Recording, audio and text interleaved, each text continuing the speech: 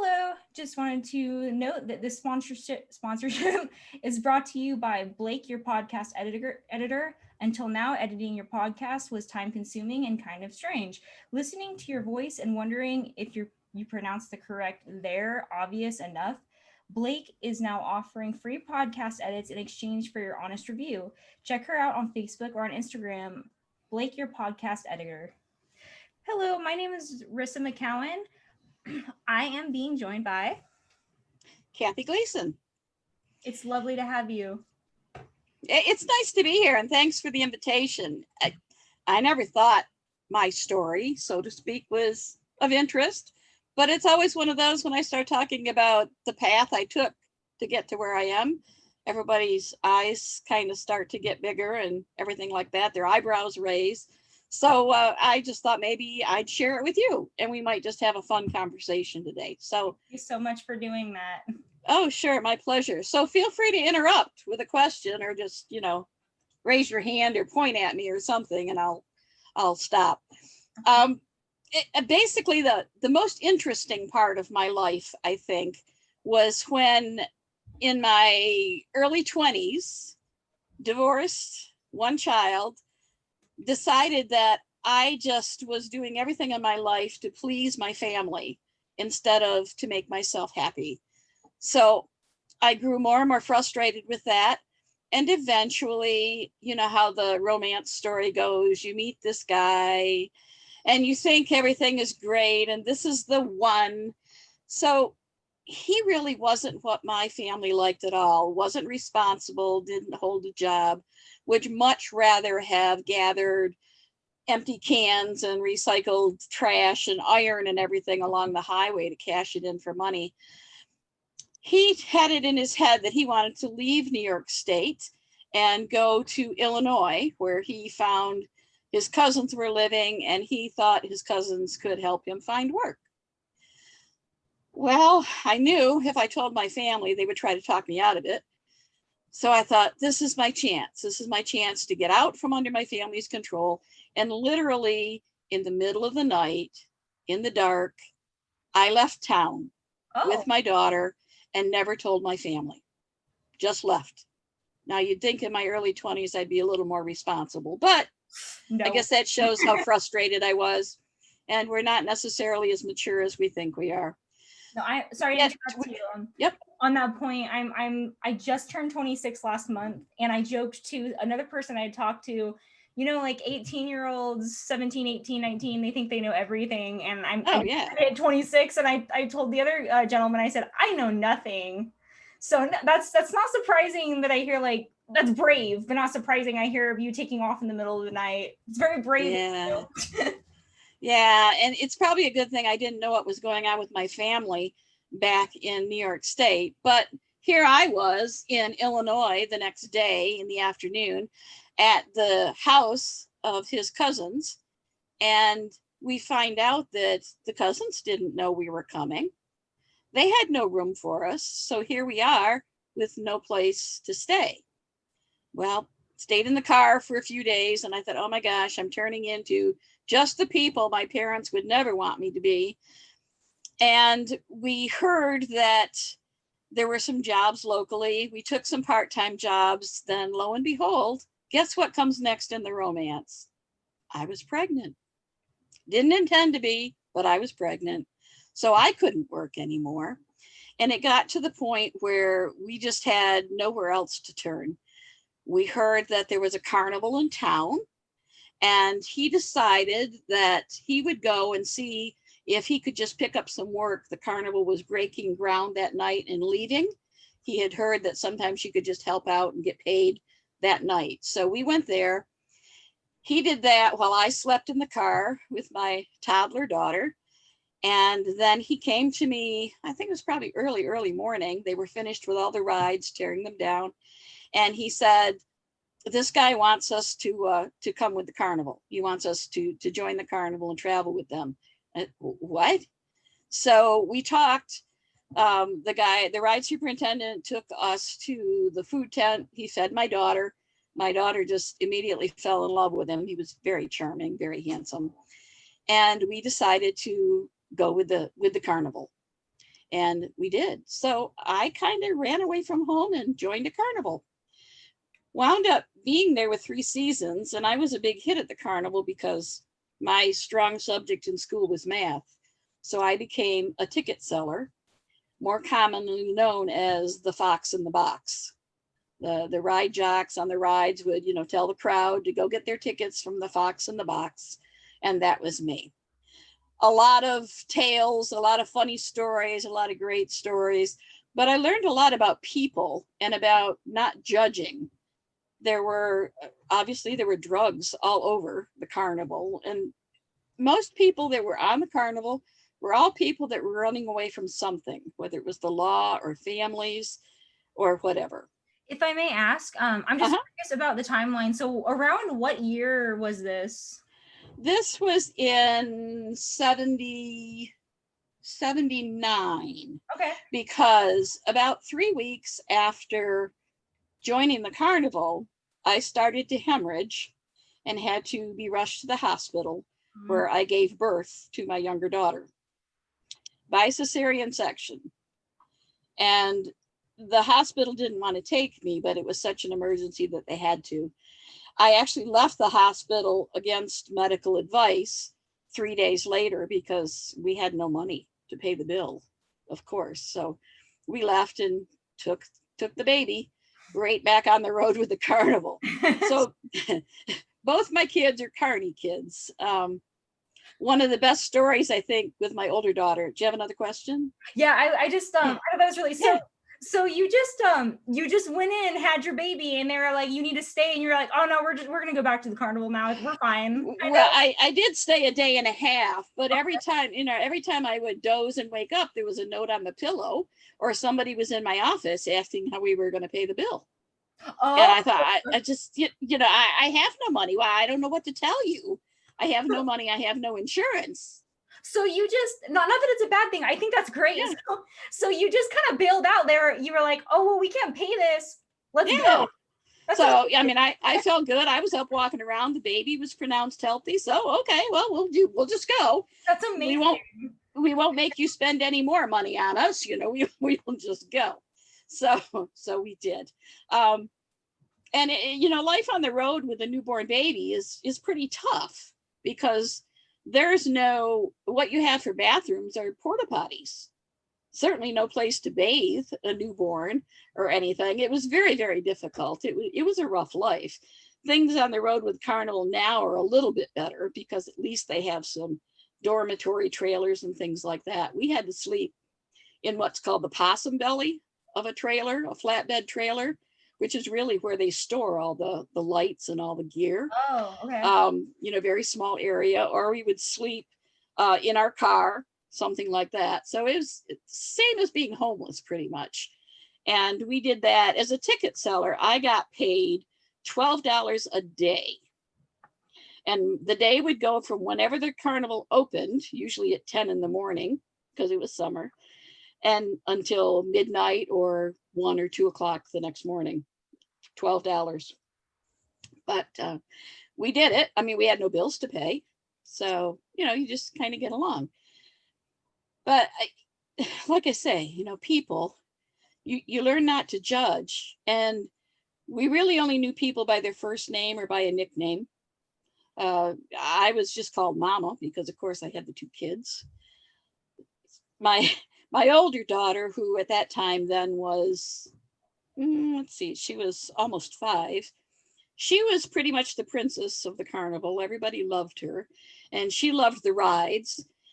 Part of the benefit of being on the road with the carnival is you could ride all the rides free, except for independent rides that weren't owned by the show. Somebody else would own the ride. They'd come in for one spot or something like that.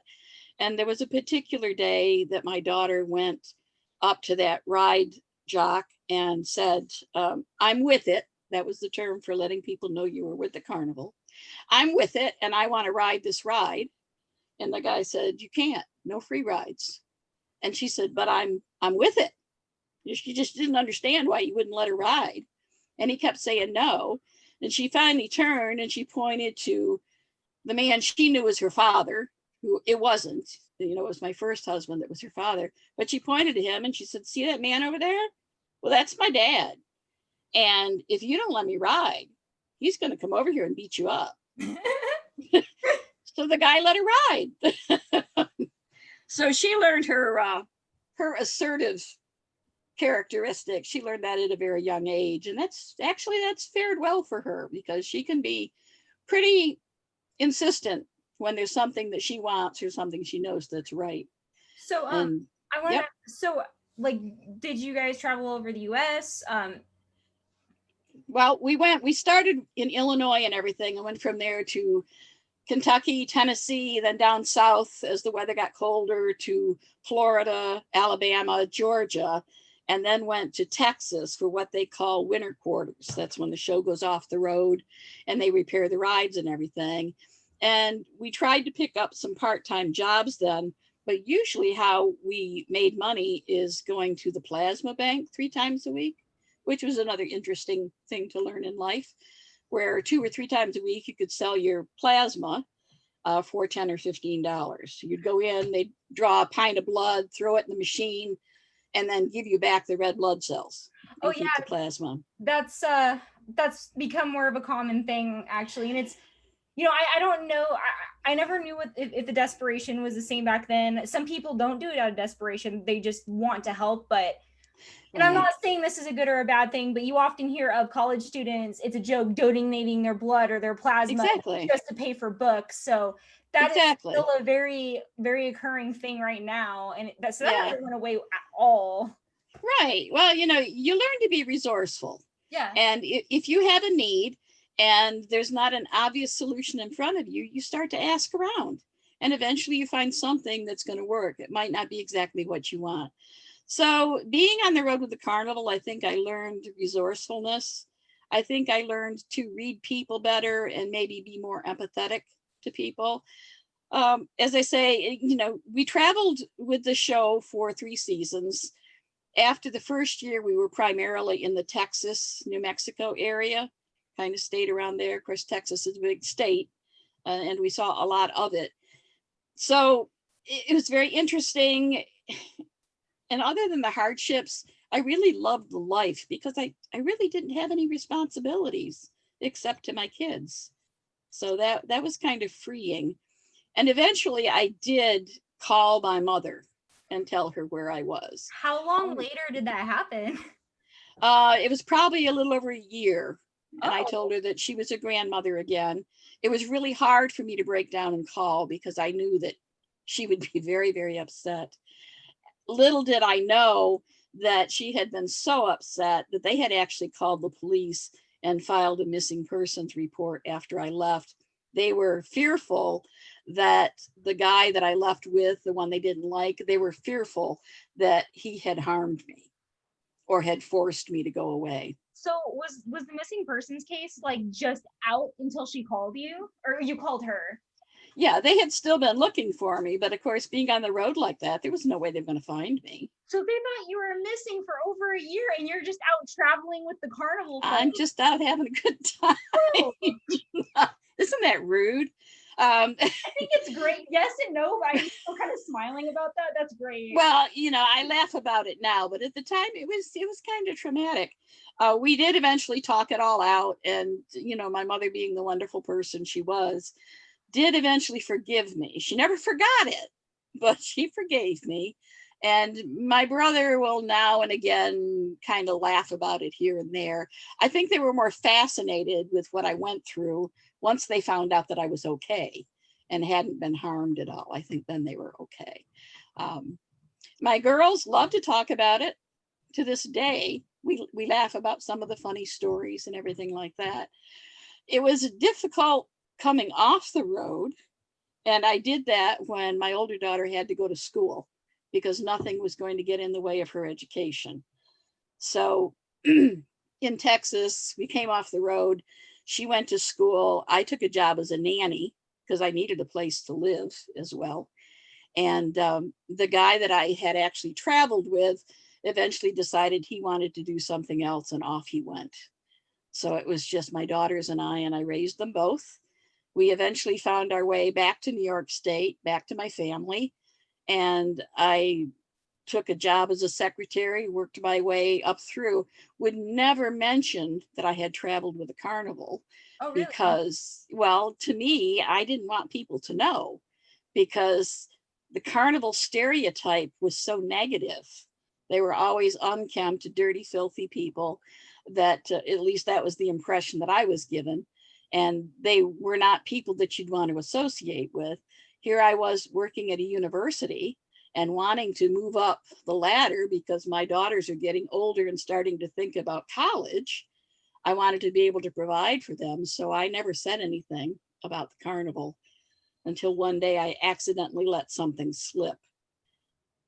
Everyone was so fascinated with it that it didn't bother me anymore because they all thought it was such an interesting story, as well as the fact that I had managed to go from sitting in a ticket box making $12 a day to this job now where I could support myself and my two daughters. They thought it was fascinating. I'm curious, like, what did you end up doing, or degrees that you had earned specifically?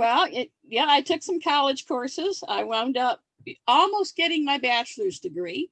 And the only reason I didn't finish it is at that time in my life, I had moved up the ladder enough in the company that if I got a bachelor's degree, I didn't really see that there would be any benefit salary wise.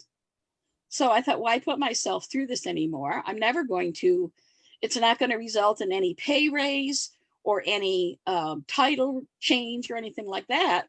So I figured, why bother? I did it myself. I got myself there with life experience and everything. What was the what did you end up doing though, like without your degree? Like where did you move up the ladder to? I'm curious, like what you were doing. Yeah, well, I went from when I started at the university, I started as a temp secretary. And in school, I had been, National Honor Society. I was on the honor roll, everything like that. I was a good student. So my English skills were good. My math skills were good. So as a secretary, I excelled. Then I had a chance to take a job as a medical transcriptionist in the substance abuse department. So I did that. I had never transcribed anything, but when they asked me, have you ever done transcription? Sure. Because I figured I'll figure it out. I can type. So I did that, went from there, got promoted to a program secretary in the methadone clinic. It was another interesting place to be. From there, I went and got a job as an executive assistant. Then I was actually promoted to the level of an administrator, a financial administrator for the Department of Psychology. Oh. I eventually left the university and went to a senior living community and worked from an executive assistant in the nursing department there all the way up to the director of health information technology. Wow. And I retired there, and then I started doing things for fun. I took a job as a consultant, and I've worked with some small nonprofits in the area, some hospice homes. I have done, I actually serve as treasurer on the board for one of the hospice homes in my area. My daughter and I, the same daughter that was the princess of the show, my daughter and I have recently started a podcast. The last few years of my life, 2.5 years ago, my husband passed. I had found someone that I actually had been friends with for 20 years, and we finally married. He passed away from a brain tumor. He was a Vietnam veteran, and it was Agent Orange exposure. So I just found myself between going through that, grieving through that, and then working in the hospice industry. I found myself, oddly enough, getting more and more comfortable talking about death and grief and the things you go through.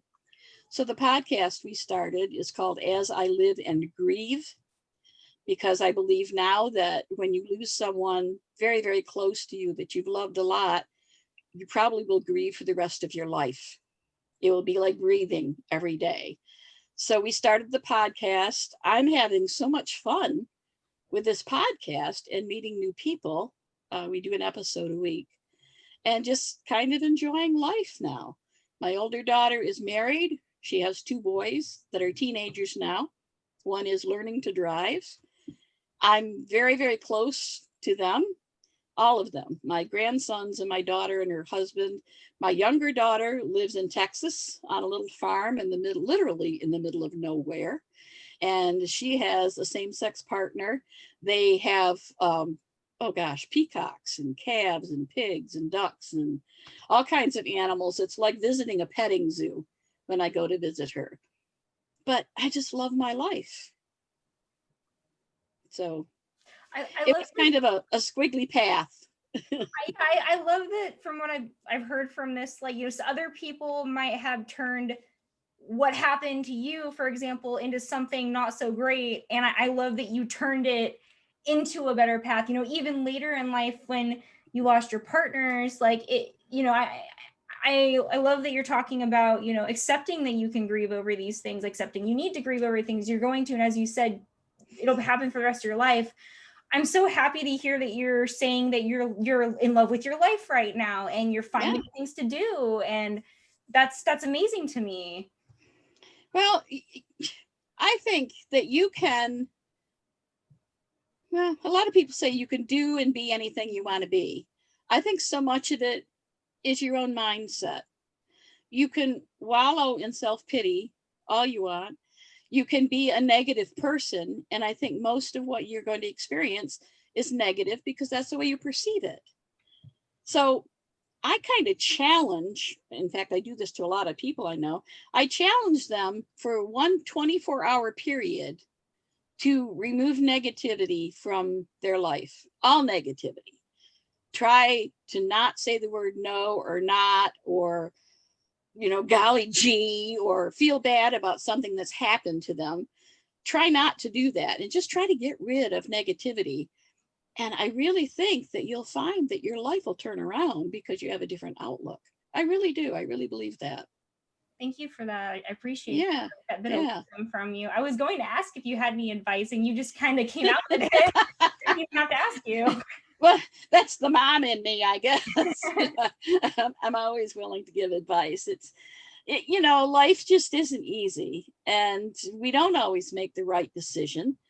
It's when you find yourself in the middle of something like that, you can think of all kinds of ways to go. You can avoid what you think you should do because it's going to be uncomfortable or difficult or challenging. But gosh, the only way out is just straight through. Just take a deep breath and move forward and keep going until you get what you need or want or where you want to be. Because otherwise you're just going to keep sidestepping and moving back and everything. You might as well just understand what's really in your heart, what you really need to do, and then just suck it up, buttercup, and do it, I guess. Love that. That's awesome. Yeah. I really have taken from this. I like that it's you know, you almost did, there is no clear path to life. No. I like that you kind of said like you zigzagged, but you zigzagged in the right direction. Well, you know, there were probably a few loops in there, you know. There's only so much time in the day to talk about it, but there were a few loops, you know. There were a few times that I thought, oh my gosh, I'll never get through this. But I was not going to call home and say, I want to come home until I felt good about what I had done, until I had kind of resolved everything that I thought would be frowned at, until I was in a better place. And even, you know, when you went into a different kind of lifestyle, like it was very interesting to me that you didn't want to tell anybody that you were part of the carnival for so long.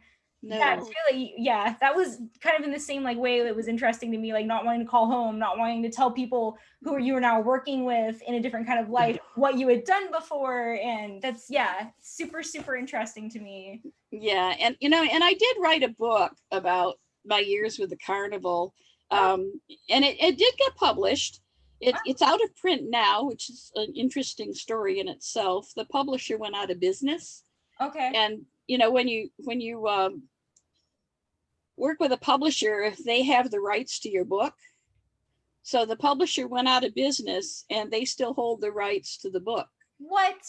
I didn't know that. No, yeah, I don't know if it's in a file cabinet somewhere or whatever. You just kind of assign the rights to them. So The only way I could republish my book is if I rewrote it or changed it in some major way. It's just a whole strange legal thing. So right now it's out of print, but I really only wrote it as a legacy for my family so that my daughters would have the story and their kids and everything like that.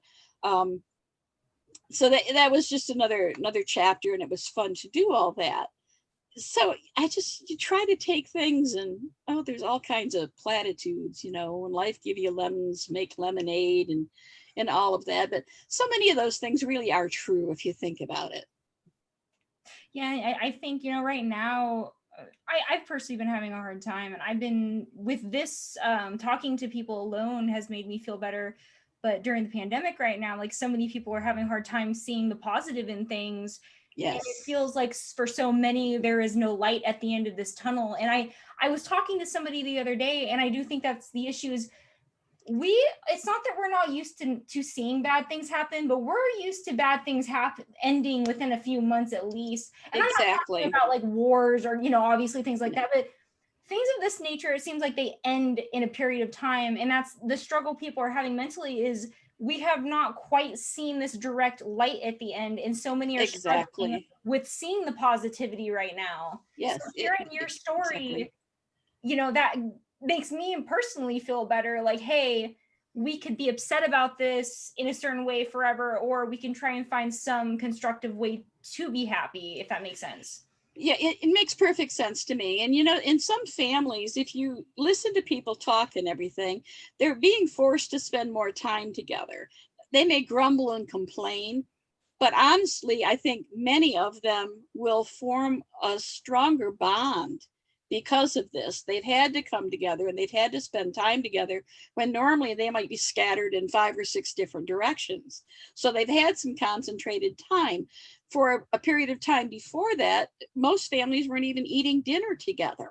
Yes. Yet when I grew up, you always did. You always had dinner together. And I actually brought up a point during my interview with the gentleman, my last one.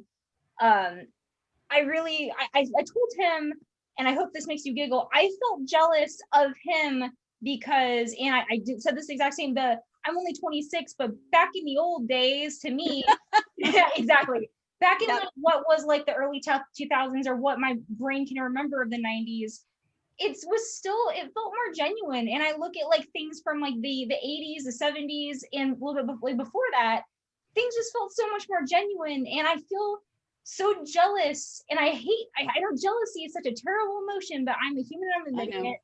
I feel so jealous of people that got to be around and enjoy those times, because I just feel that right now there's so much that's not genuine. But the point that you just made also, it is a good thing to take from this year and what has happened to us, because it's strange. We've been pulled apart from each other. Right. Somehow we've also been put together, like we've been pushed closer together.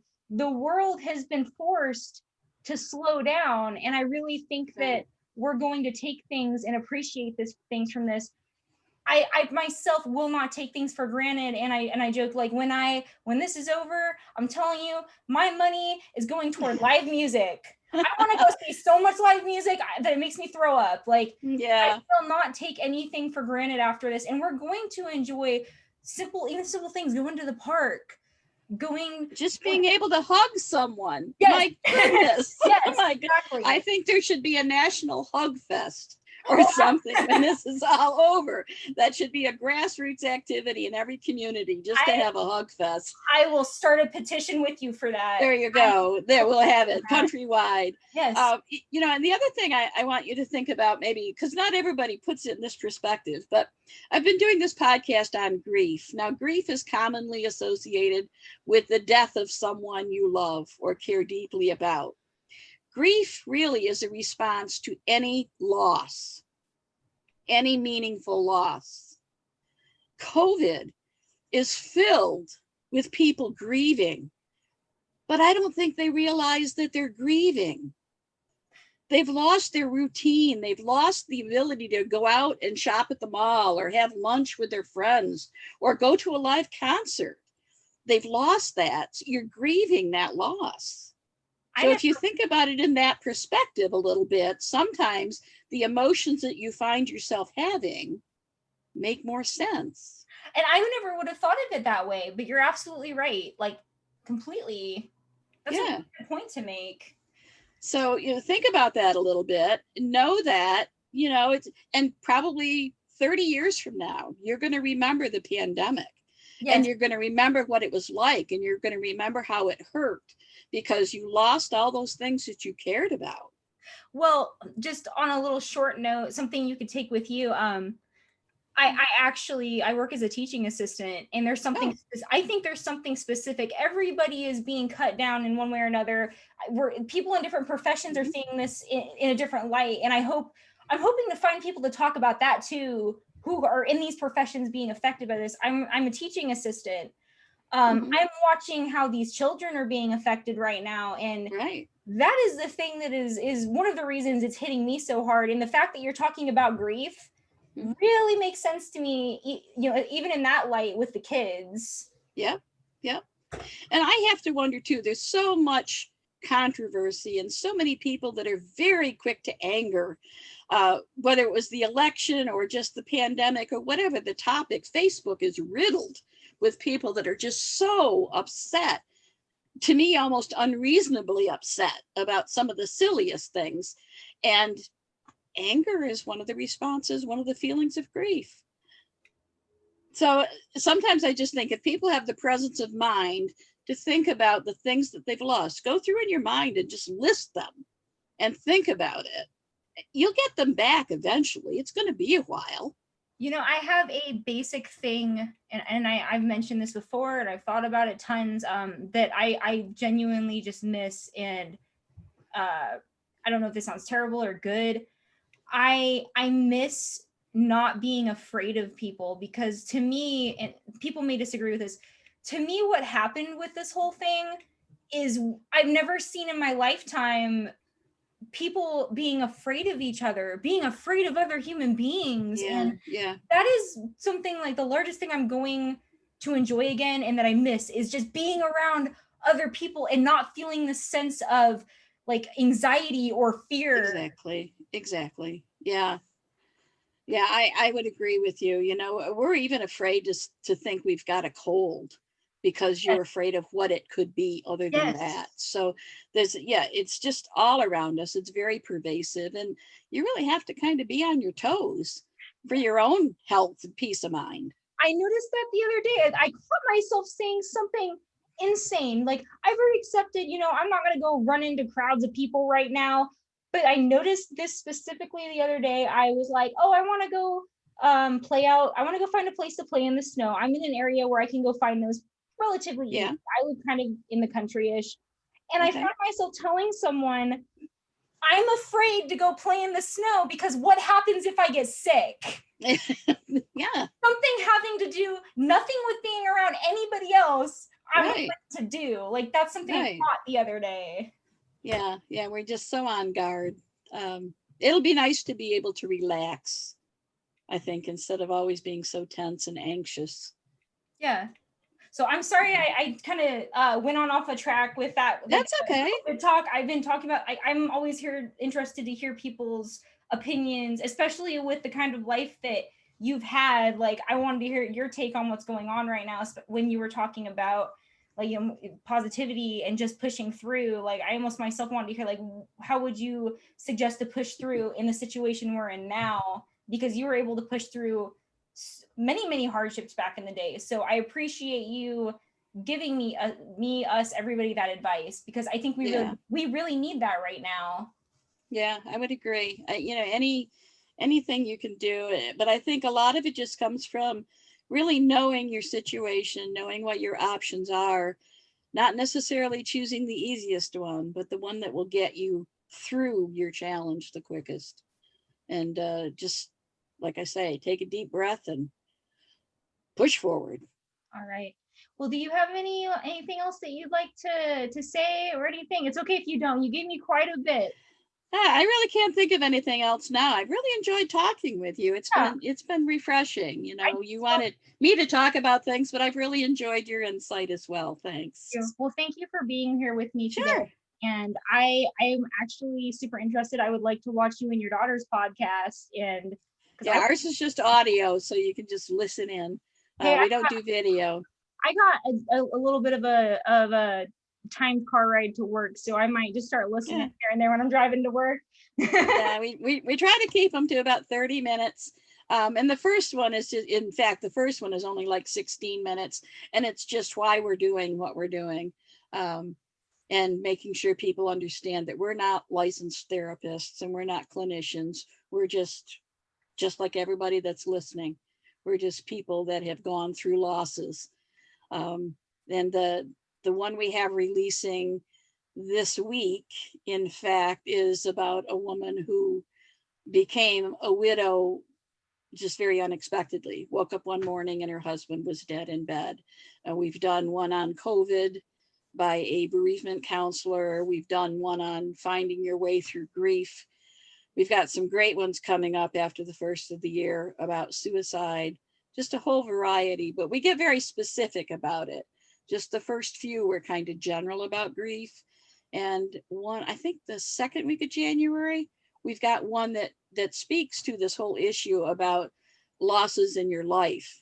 In fact, grief not related to death, and about that. So, it's interesting stuff. I hope you will listen and give us a review and send me the link to this when you've got it up. Absolutely. And available. Yeah. Thank you. I'll follow you. Yeah. All right. Thank you so much again. I hope you have Great. a good rest of your day. Thanks. You too. Bye. Take care.